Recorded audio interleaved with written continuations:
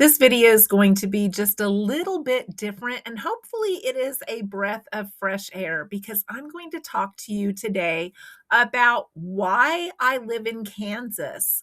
And I helped my grandson with a social studies project, and this came up. I just thought it was so interesting that I wanted to share it with you. If we know anything about our ancestors, a lot of times we look at why they came to America, but not necessarily why they came to the state that we live in. And this was his social studies project. So I had to take a look at that, and I'm going to share with you today why I live in Kansas.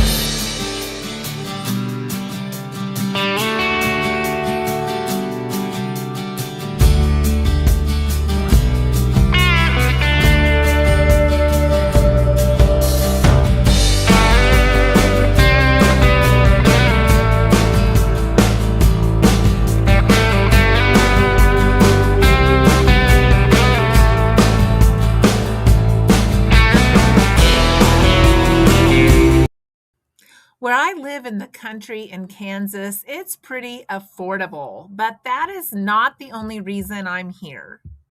I live mostly off grid, with the only things that I pay for being electricity, internet, and a phone. I'm lucky to know the history of my ancestors because I had a mother and some aunts and uncles that were very interested in genealogy. And our family primarily came from Ohio, Illinois, Indiana, and Nebraska. And the reason that they came here was because Kansas was really promoted at that time to be a really great place to move to. It said that it had mild winters, that you could basically grow anything, and that acreage was being sold from $5 to $8 an acre. And if you lived here for 6 years and built a house, that you could fall under that Homestead Act and you could own up to 160 acres. And so that's why a lot of my family ended up here. But that's not something that we really think about. And the reason that they all came is they all saw this ad from the Atchison, Topeka, and Santa Fe railroads that promoted this idea of the low-cost land, being able to own your own acreage and be homesteaders and be able to farm easily. So they all came to Kansas. And my Nebraska ancestors, they only spoke Czechoslovakian. And this ad was also rolled out in Czech. And that's how we ended up in Kansas. And as for those mild winters that we were all promised, it didn't turn out to quite be like that. In fact, there was a winter in 1886 after my mother's ancestors came that froze a whole bunch of cattle to death. They were all huddled against a fence, and hundreds of them died because no one knew that Kansas winters were going to be so harsh. So back then, people didn't move like they do today. In fact, when I grew up, people didn't move like they do today. And so a lot of the reason that I am still here is because I had family here. My parents were here.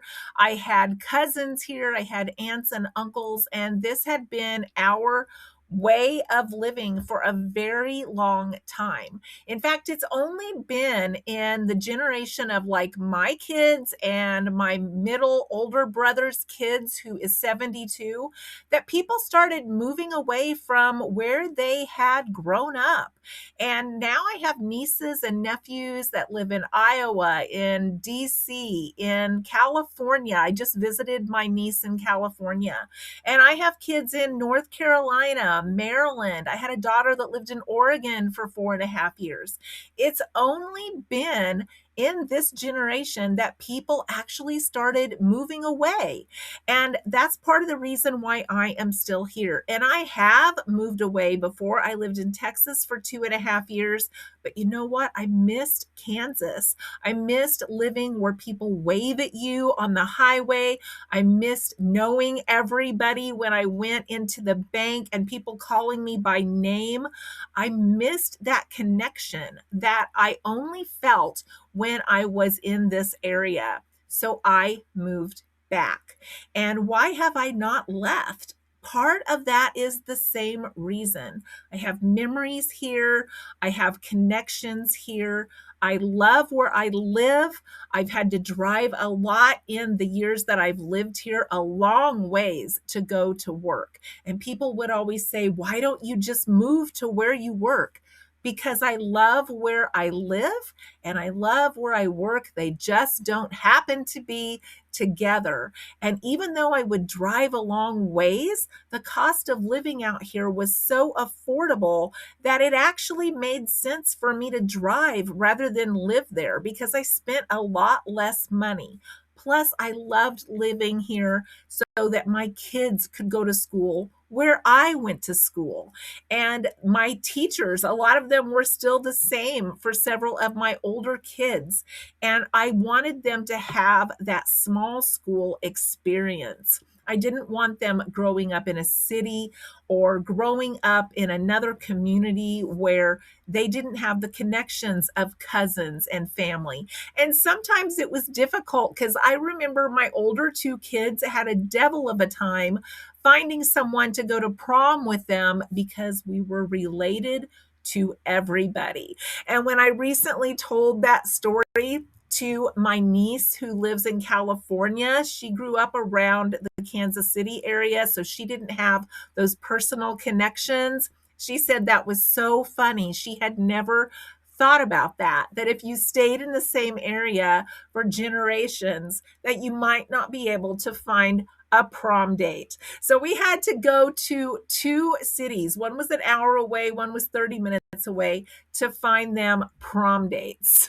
Now, we didn't have that issue quite as much with my younger four. I was one of the youngest grandchildren on my mother's side.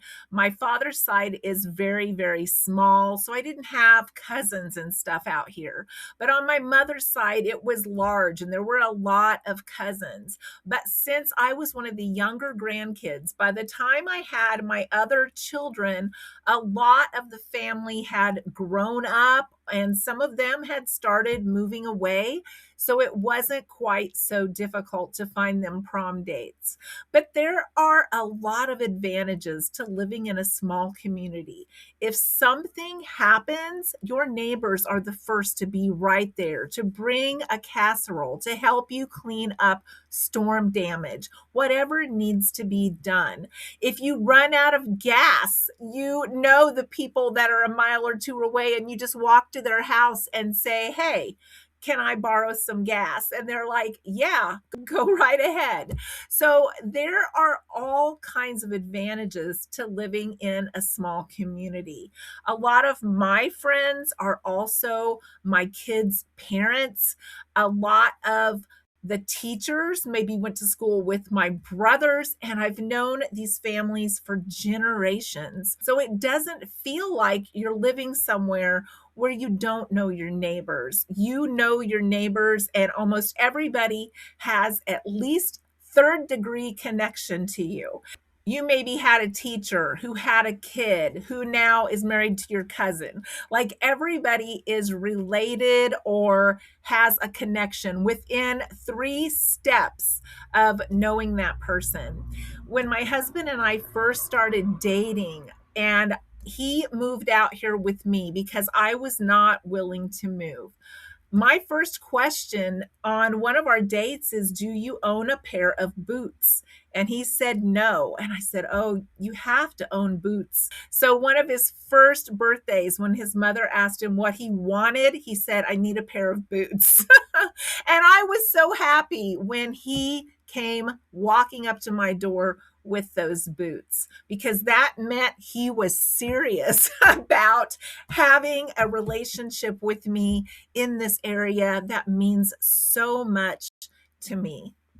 Now, you might be saying, I would not want to live where everybody knows my business, where everybody knows me and my family, where everybody I see, I have to talk to. I like living where I can kind of be invisible. And I understand that. A lot of people don't like that. But you have to keep in mind where I live, I'm not seeing people every day. I'm not seeing people sometimes for days on end, except for my husband coming and going. So it's not like you are constantly dealing with people. I don't have neighbors where that is a situation where I am talking to people all the time. And I'm one of those people, I like that privacy. So after what I just told you, I live in a very private area. It's rare that I talk to anyone. But while my husband and I were sitting outside this weekend, just enjoying the weather, we had a neighbor ride by on a horse and we said hello to her. But that is rare. And how cool is that to see your neighbor ride by on a horse and lead another one? So I just recently came back from a 19-day trip, and I went through Oklahoma, Texas, New Mexico, Arizona, and California. I love seeing how other people live. And there are other remote areas like where I live in many of the states. So for many of you, I'm not telling you anything you don't already know about rural living or living in the country, but I am telling you about why I landed here and how my family ended up here and why I stay here. I also love that it is centrally located. So I can take off and take a trip to the south, to the east, to the west, to the north, and I'm located where taking a trip to any of those places seems totally doable. I'm not driving from like the south end of the US clear to the north end of the US. And so I do love its central location. I don't like its winters. They are definitely not always mild, and I am not a cold weather person. But I do love summers here. I do love the peace and quiet. I love being able to see the stars, and it looks like you can just reach right up and pick one right out of the sky because they're so clear and they seem so close. I love the sunsets.